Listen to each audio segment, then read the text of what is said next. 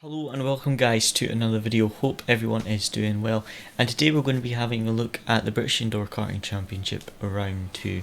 So this was at Newcastle, fairly new track, and it's on the electric karts. So I'd never driven electric karts, I'd never driven at Newcastle, and we did about 2.5 hours practice on a Saturday night in public sessions, and that was the only practice we had on the track. So some drivers, there was a couple that hadn't been able to practice, but most of the drivers had practiced, and there was a number of drivers that had practiced a lot more than I had been able to practice. So going into this, I wasn't quite sure where the pace was going to be, because with it being a public session, there wasn't really any or many laps where I had clean air that I could do some good laps. So I wasn't really sure what the pace was going to be. So first of all, the format for this championship is there's 2 groups. So each group has a qualifying, which determines your start position for the 2 heats. Depending on where you finish in your heats, you score points, and that determines where you start your semi-final, and the top 6 from each group's semi-final go to the grand final, and then the top 3 from the grand final go through to round 3, which is Warrington, and that's where you fight for the grand prize. Unfortunately, there's no video of qualifying, but let's jump straight into the first heat. So for qualifying, as you see, I didn't get a very good lap, 4/10 off of pole. So we're going to start the first heat from P2 after that qualifying. So the qualifying result determines your starting position for the heats. So now we're looking for the guy over on the right hand side. Soon as he waves that green flag, we can go and break formation. Immediately we go to the outside to get the better exit, immediately trying to use that boost to get the best run. He goes for the inside line, this is full throttle, hard turning, he goes wide, goes for the slide, we go for the inside, hold the inside round here, I get a bit of a slide on the exit, he looks like he's going to have a cut back into the curly whirly, they call it, up the hill, and we're able to hold the lead after the first 3 corners. So I think that was the first session where Lewis struggled a bit with the kart, especially in the downhill section at the start. It just seemed to slide quite a bit. So now all we're going to do is just try and focus on pulling away and bringing as big a gap as we possibly can.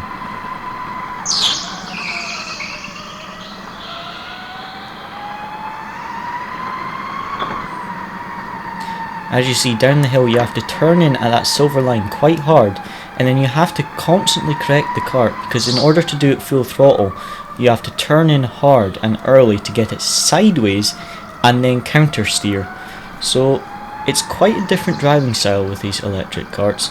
Also going up the hill and where you brake, for example here where you tap the brakes, you're almost steering with your brake pedal, you're tapping the brakes and then you're almost steering out the corner, because the kart basically wants to turn by itself when you brake. There it's full throttle with the tiniest touch of steering. Here, tap of the brakes, and then see we're actually counter steering round the corner.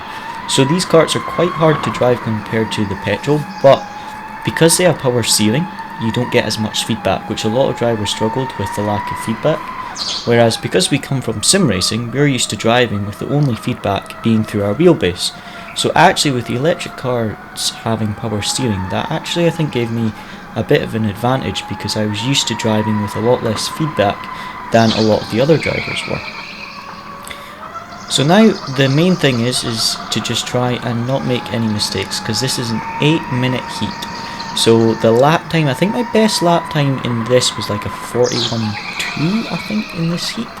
And we just need to try and not make any mistakes, because we're pulling away quite quickly from the rest of the field. So the main thing is just to not bin it by ourselves really.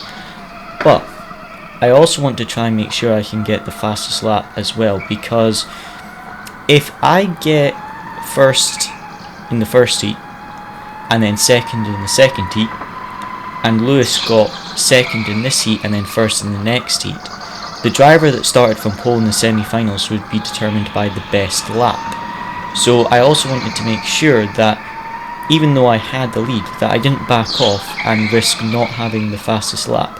But as you see there on the left, that is P2 and P3 just coming round that corner there. as we were going down the hill. So we've already got quite a substantial lead. But as you see, it's actually quite fun to drive these karts once you get a feel for them, because they're a very different style of driving, and like I say, you've got a lot less feedback. But in all honesty, I quite enjoyed these karts. The Saturday night, at the first impression of the karts, I was like, oh, I'm going to hate this, this feels horrible to drive. But after a few sessions of practice, I think I did 2.5 hours total practice at this track, which is nothing in comparison to how much we had practiced in Dundee. I actually quite enjoyed these karts once you got a feel for them. And as you see, you're constantly throwing the kart into the corner and then counter steering. So it's a very interesting driving style, because you don't want to lose too much momentum. Especially with the surface, the upstairs is polished wood, so it's a medium to high grip surface, whereas downstairs is polished concrete, so it's very low grip in comparison. And also, since downstairs is polished concrete, because it's basically in the corner of the building downstairs, it's completely in the shade, so it's also very cold, so it takes a lot longer for the bottom of the track to heat up. But as you see, there is second just coming around that corner as we're coming down the hill. So we've already built up, again, quite a big lead at this point. So at the moment I know that I'm kind of running away from the rest of the field, and I'm just trying not to make any mistakes, using the boost as much as we can. I'm not sure if I mentioned it earlier on, these karts have a boost button, so I think it was around 5 seconds of boost you got a lap. But the interesting thing is, where your lap starts and where the boost resets is 2 different points. So in qualifying, what you would have to do is you would have to do a slow lap, save your boost, and then do basically a double boost lap. So you use all your boost up to the reset line, and then the boost would reset and you would use it on other points through the lap. So the boost resets just before this hairpin. See where this line is across the track? That's where I was braking, and that's where the boost resets. So you have 5 seconds of boost, as I said, over the lap from that point. But where the lap starts is at a different point of the track. I think I'm not actually sure, because on the track map it was on the downstairs section after the first left. So you have this hairpin, and then after this first downhill left, I was on the track map, it said that's where the start finish straight was, here just before this corner. However, at the very end, after the competition, one of the guys said to me that they were told that for the event the start finish line was actually after the hairpin before you go down the hill. So that was a bit late for that information, so I'm not actually 100% sure where the start finish line was, but where they were waving the checkered flag, I assumed that it was just after the hairpin. So yeah, that was a little thing that I didn't realise till afterwards. But yeah, at the moment, as you can see, well, as you can't see, we can't actually see P2 at the moment. He's over there on the left somewhere. So I know that I've got quite a big lead at the moment.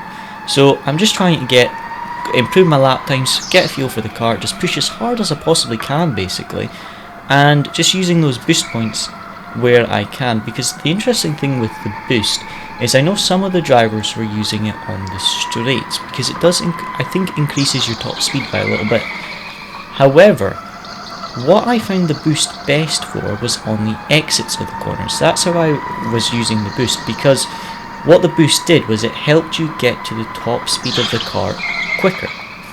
So if you used the boost on the straight, it didn't really give you that much of an advantage. But for example, I used the boost on the exit of here, full throttle, and you can use the boost to stabilise. And then up here, as soon as I straighten the steering wheel, boost up the ramp to get up to the top speed, and then here, tap of the boost sometimes, depending on how much of a run I got here, and then hold the boost on the exit of here for like 2 seconds, and then here, tap of the brakes into the corner, and then just after this apex, boost as soon as we start straightening the wheel, just a little bit of a boost to give us a help, and then here, as we come around here, boosting, as you see, and then coming into this hairpin, boost on the exit of the hairpin, and then on the exit of this left-hander, as you see, very sketchy corner, but boost on the exit of that.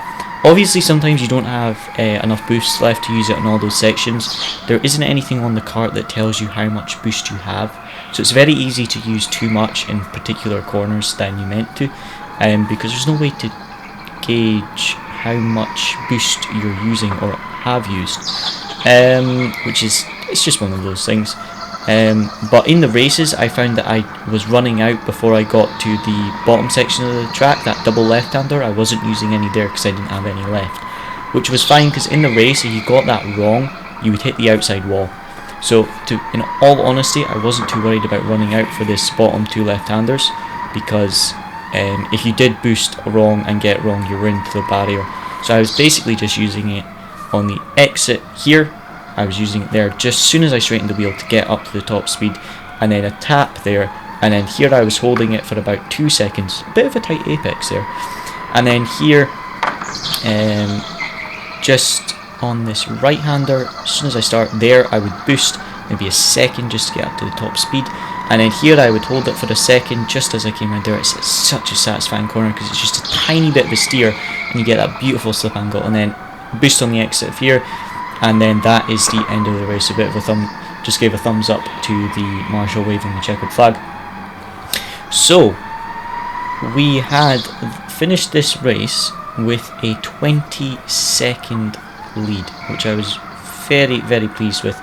The driver behind it did have a complaint about the cart. I was too busy looking at someone in the stand there and didn't see the tyre until the last second, so I came into the wrong part of the pit lane, as you see there. But jumped out the cart, everyone going in for, that was the other group's heat. So finished that race with a 20-second lead, and here was our best lap.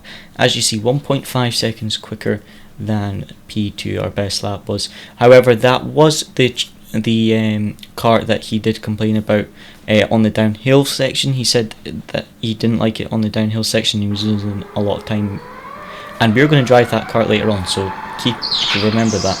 So now, start of the second heat, starting from P2 again, here, onto the outside, down the hill, super sliding on the concrete, send it round the outside, on to using the boost to try and get that better exit, around the outside again, a little bit of a slide as we get out of that corner, into the hairpin, and we've got the lead by the third corner there.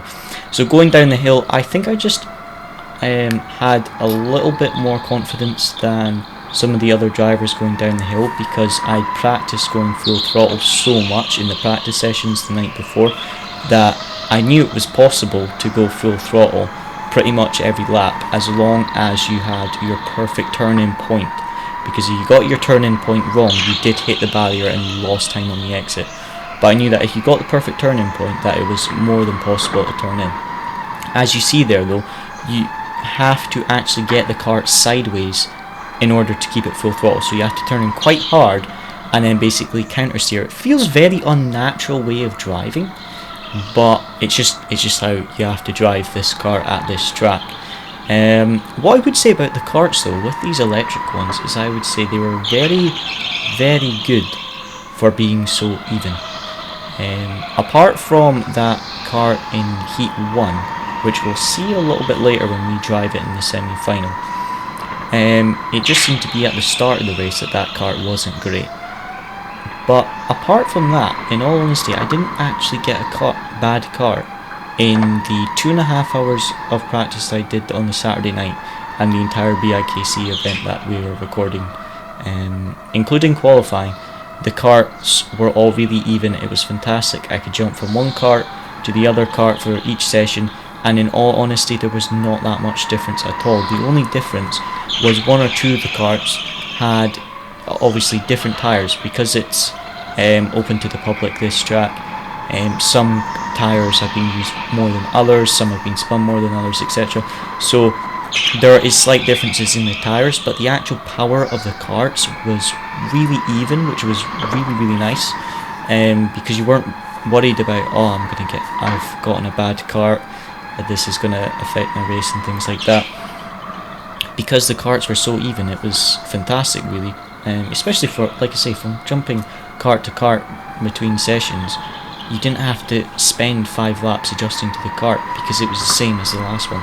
So I would say that was a big well done to Teamsport for that, because I know a few had doubts going into it about the electric karts, but in all honesty I would say I actually really enjoy driving the electric karts. The only thing I would complain about would be the noise. I just like the sound of an engine. I can't lie, I like the sound of an engine. It is electric, it does sound like a washing machine sometimes, I have to be honest, but the driving experience is quite nice. A few have said about the power steering, the fact that it's power steering. I didn't actually mind that at all, to be honest, but then because, as I said, from the sim racing, that was maybe just something personal to me, that because I'm used to only having feedback through the wheel and driving with a lot less feedback than a lot of the other drivers are, that was maybe just something that helped me from the sim racing. But yeah, like this corner, that was my most satisfying corner of the entire track, to be honest, when you get it right, because it's like, as you saw, the tiniest of steering inputs to get it just to slide around that corner just a little bit. This double left-hander is also super satisfying when you got right, but that right-hander where you just put the tiniest touch of steering is just so nice when you feel it just slightly slide around the corner and then you're boosting on the exit. Just such a nice nice corner there. But I would say the track was actually really nice to drive on, and like I say, I had a lot less practice than a lot of the other drivers, so I was quite happy with the track, and I was able to get up to speed with it fairly quickly. But I did do a lot of research. As I mentioned before at the start of the video, Finn did really help me with jumping on Discord, showing me all the braking points and the turning points. So then I basically had a track map printed out, and I had drawn all the best points to use: the boost, turn in, brake, etc. So basically it was just put, and I watched all the videos that I could find, and I just put that all into practice, so that it wasn't so much learning the track, it was just learning to do what I knew I should be doing, from what I'd watched from the other guys do. So as you see now, I'm not sure if I turn my head to the right a bit to see. No, I think maybe as we come around the hairpin we might be able to see P2 here. There you go. So a smaller lead than the first race, because P2 didn't struggle with the kart so much, because in the first heat he didn't like the kart at all, I think, on the downhill part of the track on that polished concrete. But in the second one I think he was a lot more comfortable with the kart. So the lead is smaller than it was in the first heat, but still with the fastest lap of the race, and that was the goal really, is to either win both heats or win one of the heats with the best lap out of the two of the heats, because I either needed to win one of the heats and second in the other one and have the fastest lap to start from pole for the semi-final, or I needed to win both of the heats to start from pole for the semi-final. So at this point I'm just making sure that I try and get those good consistent lap times in, and I'm at this point just trying to drive as consistent as possible and just try not to make any silly mistakes by myself, because spinning it when you're in the lead is very embarrassing, and I have done it many times. So here, as you see, I don't think we've got long left of the race. I think it's only a couple laps at this point left of the race. It's only an 8-minute heat. So yeah, we're just trying to stay nice and consistent.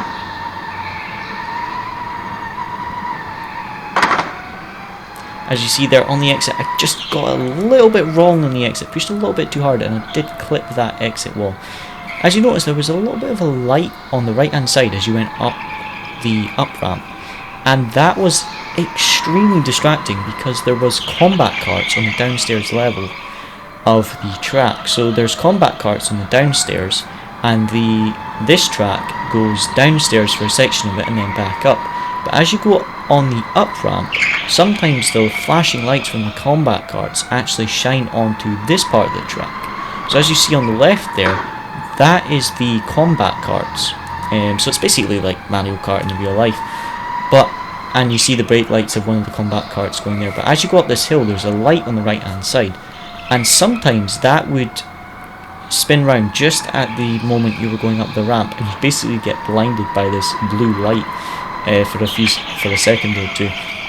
Hopefully they do something about that. Maybe put some sort of board up on that up ramp so you don't see the light as you go up. But I think this is a fairly new track, so it's maybe something that will be done in the future, which would be really nice. And see, that is the checkered flag there. So now coming in for the in-lap, just to go back into the pit lane. I was a bit confused at the end of that in-lap because there was no one standing in the pit lane. But as you see there, our best lap of the race was 1 second quicker than P2, and we finished with a 10-second lead. So, semi-final, starting P1, top 6 of the semi-final go through to the grand final. Now, watch for the marshal on the right hand side, waiting for him to wave the green flag. Away we go, straight on the boost to get a good exit. We have 5 seconds until that hairpin of boost. Again, on the boost, get the best exit. Turn in, just as we did in the other heats, and the car completely spins on us, and unfortunately we get hit quite a bit. Obviously not their fault, I spun by myself in front of them, and then we go yellow flag for a second. So now it's going to be a recovery drive. I need to make up these positions to get a good starting position for the grand final, because the semi-finals determines where you start the grand final. So I got a good jump at the green flag there, immediately taking 1 position there, and I think I had someone on the right hand side here. Yeah, I did. And then I think I got him on the left there. So back up into 4th from I think 6th there. So we dropped into 6th, up into 4th. But in all honesty, this was the car that Lewis, who's currently leading, complained about in Heat 1 and said it was really slidey downstairs. And I completely see what he means. At the start of the race, I had so much oversteer that I thought I had done what I'd done in every other heat and qualifying and just turned in same point. But here, look, I almost spin myself again because I'm just not expecting so much oversteer. It felt like the tyres, like I was driving on ice. It just felt like there was nothing in the car and I was just sliding. So now it's a case of trying not to let these guys pass, trying to push and get settled into the car and try catch the carts in front. But as you're going to see, I get stuck in a bit of a battle, and that's going to let the driver Lewis in the white helmet in P1 and the driver in 2nd start to pull away. But I just wasn't really sure what it was with the cart, but I think it was something with the tyres, because it just felt like it was just sliding so much on that downhill section. But as you're going to see near the end of the race, this is a 12-minute semi-final by the way, I just managed, I'm not sure if it's the tyres start to heat up or what, but I just got settled into the car and it was just like, okay, we can't do anything about this. I'm not happy with how the cart's feeling at the moment. I can't do anything about it, can't swap the cart. Let's just push and do what we can to make up some ground. So as you see, P3 is making a little bit of a mistake there. So for the first couple laps I was braking on this double left-hander, which I hadn't been doing all day for the BIKC for qualifying in the 2 heats. But just whilst I was getting settled into this car, I was tapping the brakes. So I understand what Lewis meant in the first heat about that cart not feeling good on the downstairs. But as you're going to see in the next, I don't know, maybe 3 or 4 laps I think it was, I just start to get settled into the cart. But we are in quite a battle because we've got a few carts behind us. Obviously this is the only problem with the cart, the GoPro being on the front of the helmet, is you can't actually see what's behind me. So there's a few carts behind me fairly close. Here I almost hit the back of 52 because he gets a little bit more of a slide. Here I'm right on his bumper, looking to possibly get the inside, waiting to use the boost on this straight so I can send it on the exit. As you see on the exit here, using the boost, but I'm not quite close enough. I'm not sure if he got a better exit or if he also used the boost to defend. Here he goes a little bit wide, so I go for the switchback, holding it on the right hand side, get a little bit of a slide on the exit, leave him space on the left hand side. You can't actually see him, but he was there. And now tap on the brakes, go for the switchback on the inside for the double left-hander, and we get P3. Super happy with that move because I think this was the one that one of the managers talks to us about after the race, that we basically set up 4 corners before. We set it up into that hairpin, we looked for the mistake, forced him into a mistake, and then got that switchback on the hairpin, which was really nice. But as you see, I got a little bit of a slide going up the curly whirly, and I've now down 2 positions. A little bit of a tap there. I just didn't expect him to tap the brakes there. But the 52, fair play, got along the inside, took advantage of my mistake and got the inside. But unfortunately, when he got the inside, that allowed the other car to get through. But as you see, took the position back on the hairpin. And again, this downhill section, as soon as I got settled and was going full throttle there, I was making up a lot of time through that double left-hander. So again, now I'm going to go for a second pass on the number 52, up the ramp, using the boost, try get to that top speed as quickly as possible. Through this little left-hander, try not to slide too much, using the boost to get to the top speed, hold this position, and that is us up into P3. So now the goal is to try not make any mistakes, and just see if I can push and catch P1 and P2. So just have a look, as you saw there, the gap, and just watch the gap slowly close. So as I said, it's a 12-minute race, so it's not exactly very long. But as you see, coming into this hairpin, we can't even see first and second at this point. So they've got quite a big gap, and honestly I have no idea how big of a gap. But as you see onto this straight, we can't actually see first and second at this point. There, you just saw their heads going around there. So it's quite a big gap they've got to us.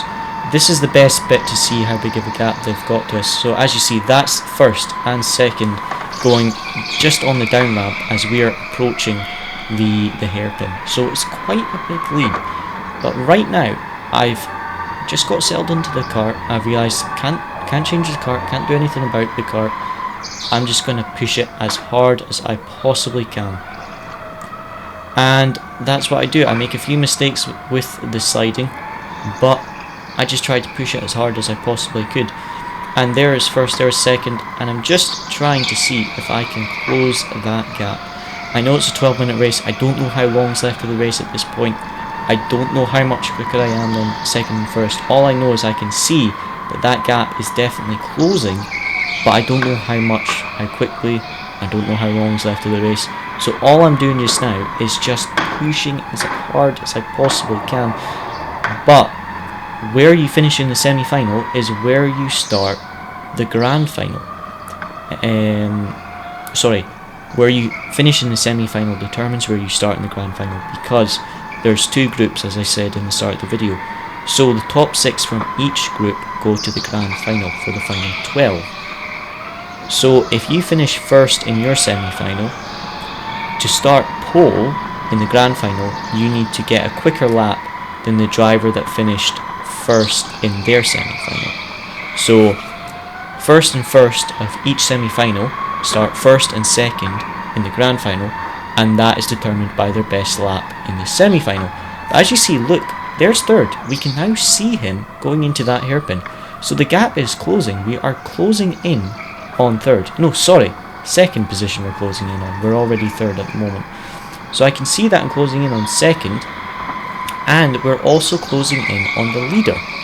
So at this point, I'm thinking, I don't know how long's left of the race. Can we make a move before the end of the race and get second?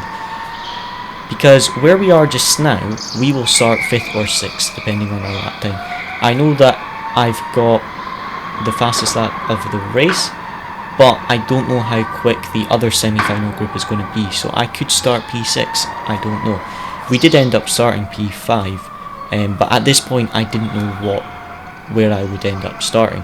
So I knew that if I took this second place, that would mean that I would start 3rd or 4th, depending on my lap time.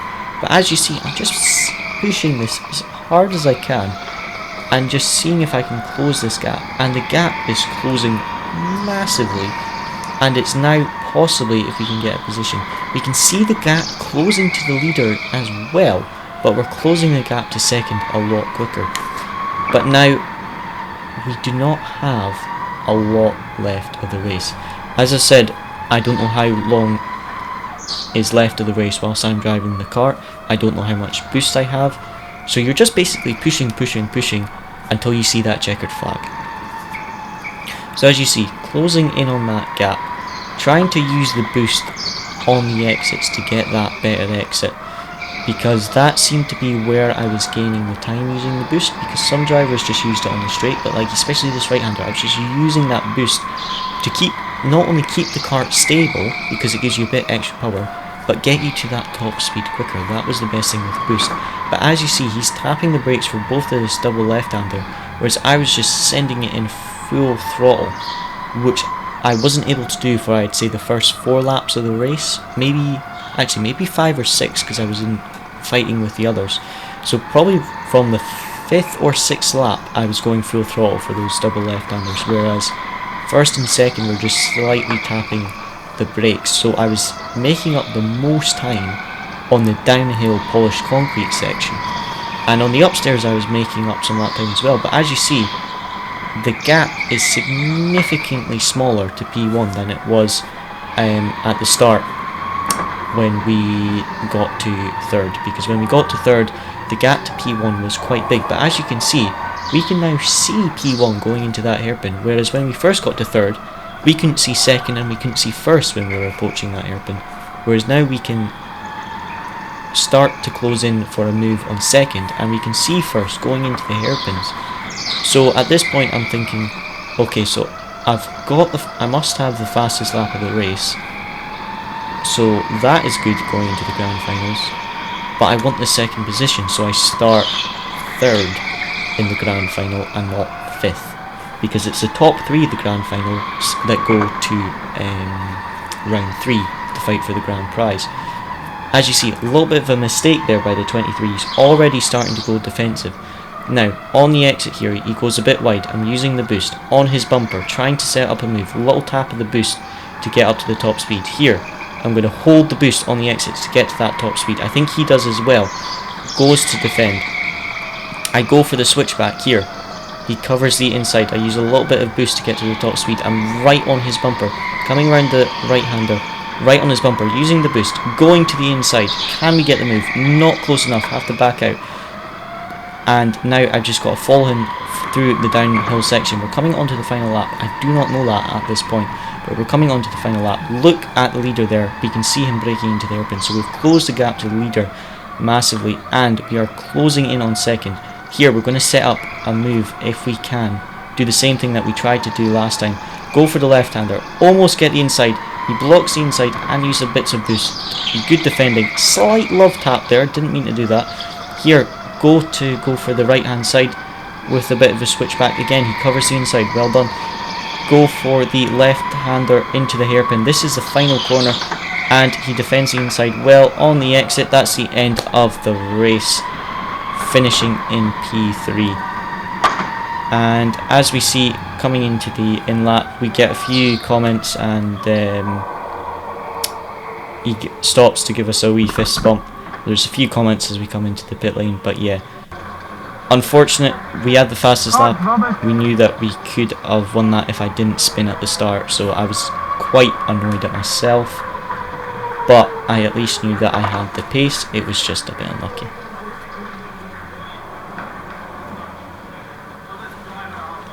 Sorry?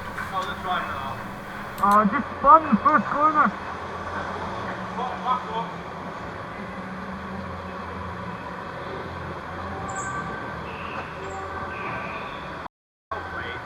Not good on the downhill corner. The drive you just put in, because we were screaming in the pit lane here. You were gaining. You had one lap where you possibly could have got second, and you nearly had it 2 attempts, but he just covered the inside.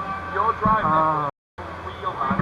Like, you were just unlucky on that first. Just unlucky. Yeah, I did the same as I did every other, on all the other but sessions. the game that you had in that was outrageous, and the battle at the start, like your switchback that you did across the front here was ridiculous. Your overtake around the back of the track was unreal. I mean, some of the spots you went for are outrageous. Seriously, you need to be. You did so well. Well done, buddy. So that was a much needed confidence boost going into the grand final. As you see, we finished P3 with the fastest lap of the race.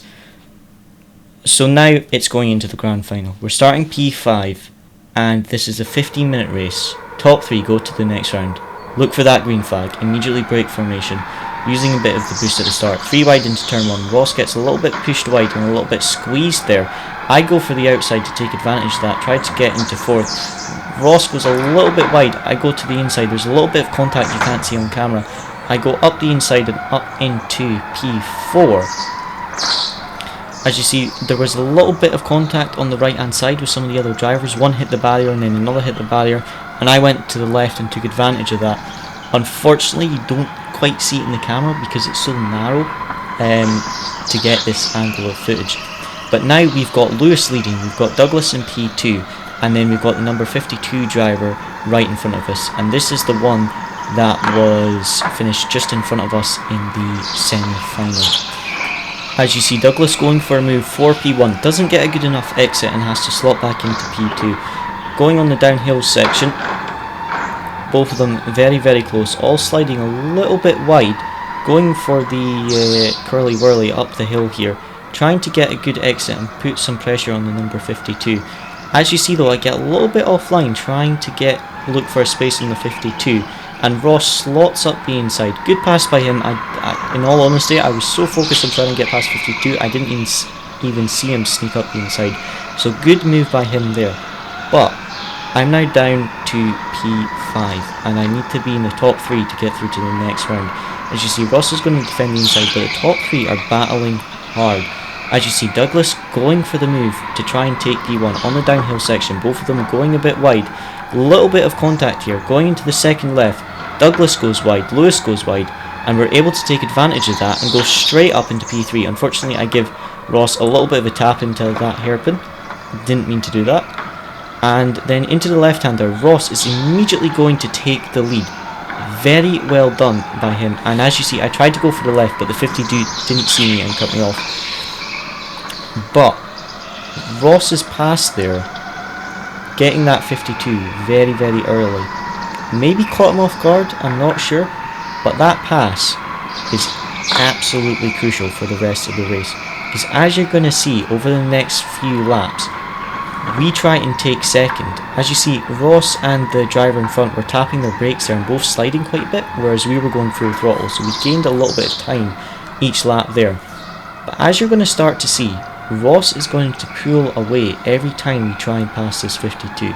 So this 52 is going to do a fantastic job of defending, because we are going to get stuck behind him for most of the race. As you see, we keep trying switchbacks, keep trying different points in the track, but every time I go for a move, you'll see Ross pull further and further away, because I'm just losing time every time I go offline to try and make a overtake.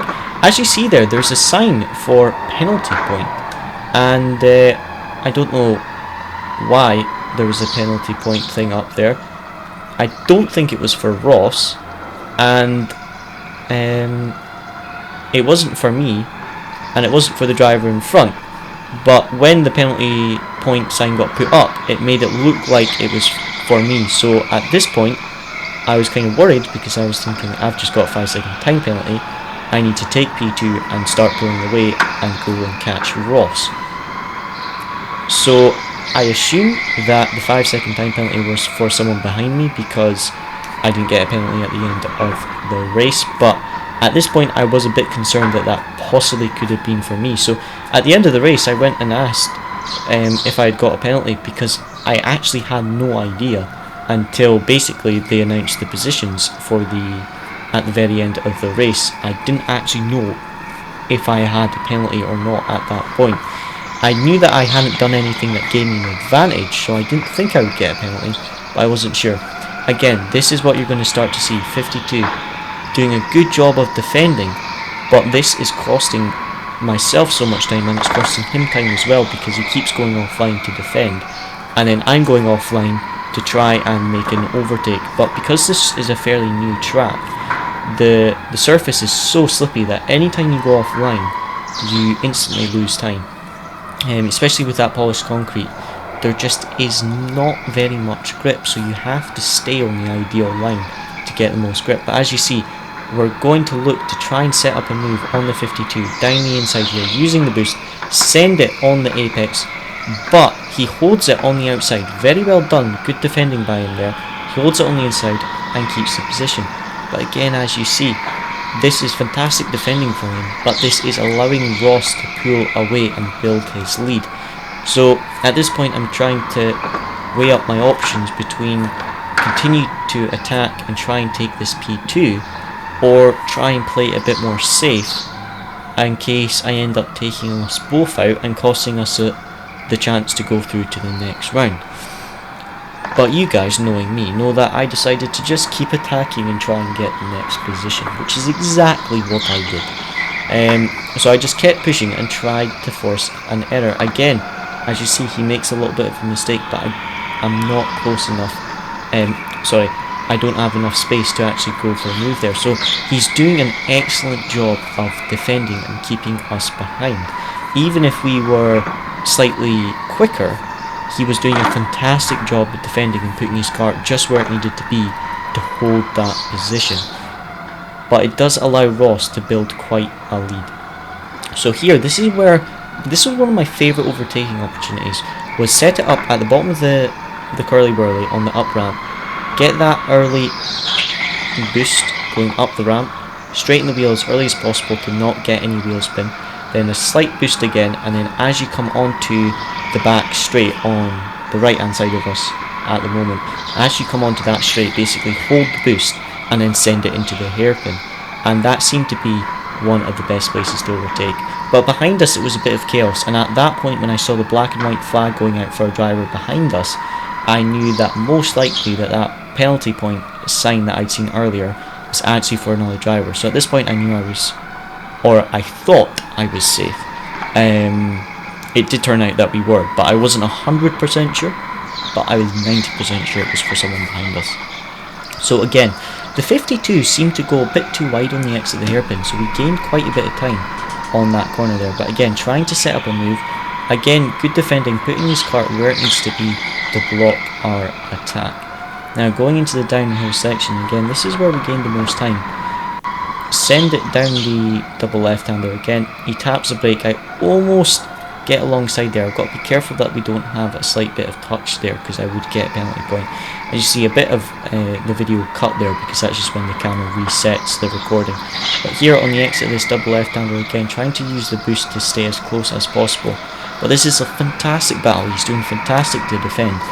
But at the same time, this is letting Ross build quite a lead. And Ross is doing fantastic, he's not making any mistakes. He knows that he's leading, all he needs to do is just not make any mistakes and be consistent, and he's pulling away from us whilst we're fighting for P2. So Ross did a fantastic job doing exactly what he needed to do to hold that lead and not make any mistakes whilst driving by himself, because it's sometimes easy when you're out at the front to over push, especially with these carts. It's very easy to over push them, but he did a very good job of just staying consistent. But here I get that nice bit on the inside, boosting very early, go for the inside, send it on the apex and get the move finally up into second position, as you see. But I did use pretty much all my boost to get along on the left hand side and then get far enough alongside that I could then make the move. So going into the downhill, I now have no boost, and it doesn't reset until after this left-hander going into the hairpin. But after we just made this pass, I'm thinking, fantastic, I could start to push to catch Ross. But here, I get a little bit wide and don't get the best of exits, which does allow the 52 to stay very close behind me.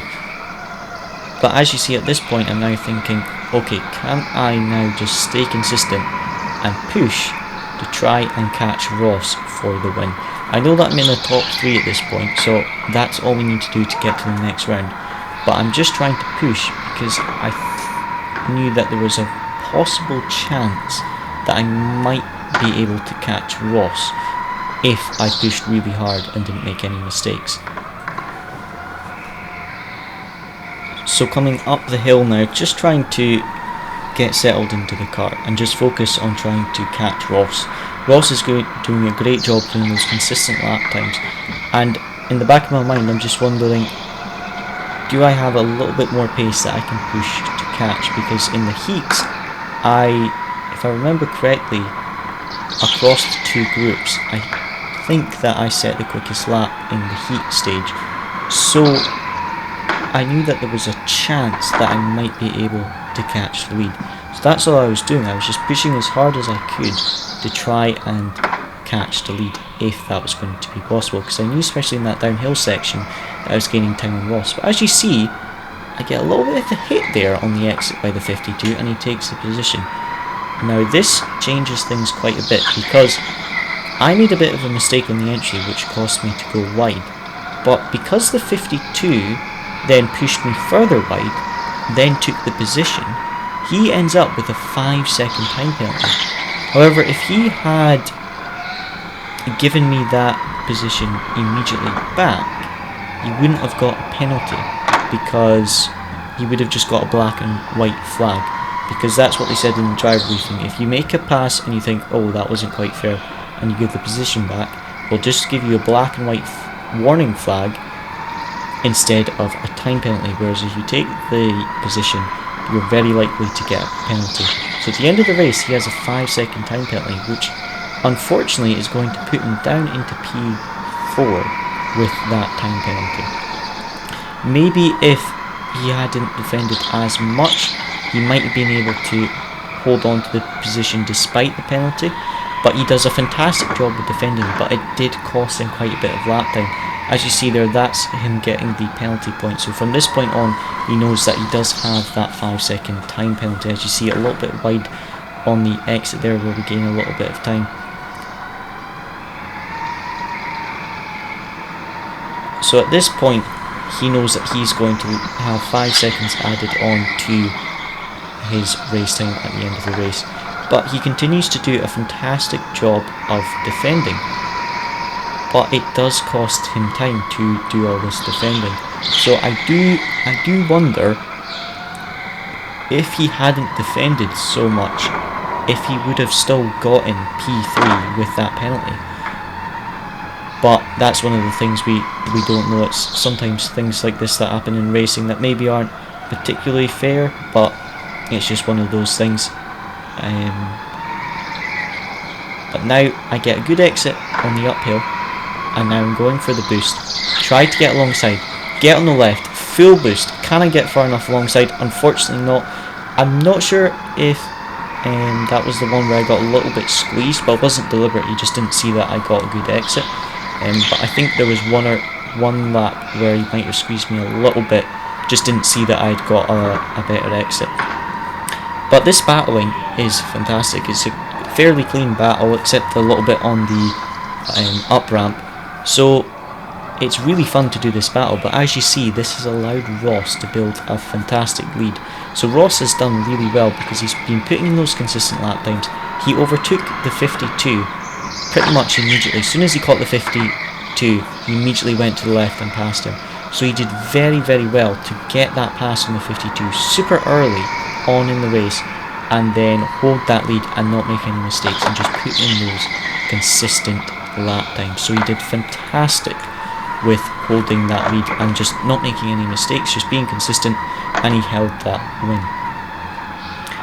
But now I'm not sure how many laps are left of the race at this point. As I said, it's a 15-minute grand final race. Top 3 go through to the next round. So we know the driver in front has a 5-second time penalty.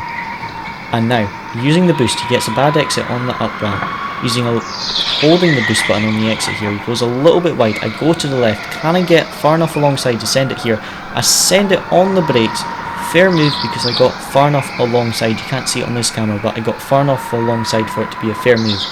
Finally get back into second position, get a little bit of a slide. I'm going to have to defend. I see the checkered flag round the final corner. Try not to make a mistake. As you see, gets alongside us, comes into the left-hander, and that is the end of the grand final race. So we very nearly took P2 back on track at the end of the race there, but we were able to hold the P2 just on the final sector there, make the pass on the final lap, and he did unfortunately end up with a 5-second time penalty that put him down into 4th position. But fantastic job by Ross getting that win. I think he won by 6 seconds or something in the end. So fantastic win by him there. He did very well. As you see, those were the lap times in the end. I do just wonder what could have happened if I didn't mess up the semi-final. If we started from pole in the grand final, that could have made things very different. But that is, again, just one of those big what ifs. If I hadn't had that bad start to the semi-final and I had finished in first in the semi-final, I would have started from pole for the grand final, but I could have been hit wide like some of the other drivers were. It's just one of those big what ifs. But at the end of the day, massive thank you to all the staff for all their help, the race director, the race director's assistants, the marshals, all super helpful. Big thank you to all of them for running the event so smoothly. Big thank you to Finn for helping us with all his tips and things. Absolutely fantastic being able to get up to pace so quickly, and fantastic job to all the competitors. It was a really hard competition, learning the new karts, the new track, some of us with more or less practice than others. So well done to everyone. Well done especially to Ross for the win of the lightweight series, the lightweight category in round 2. Both me, Ross and the driver who finished 4th on track but got prompted to 3rd with the penalty given to that number 52. Us 3 are going through to the finals in Warrington. So that was the regional finals of Scotland. So really happy with that. Unlucky to the number 52. He did a fantastic job of defending, but unfortunately with that penalty did drop him down to P4 and he doesn't go through to the next round, unfortunately. But again, thank you to everyone for all the help. Especially thank you to my Grandad as well, because he travelled down to the track, gave me support at the track and gave me company whilst driving down to the track and things like that. So big thank you to him as well. And thank you to everyone for watching the video. If you guys did enjoy the video, please leave a like and subscribe. As always guys, thank you very much for watching. Hope you enjoyed and see you again next time.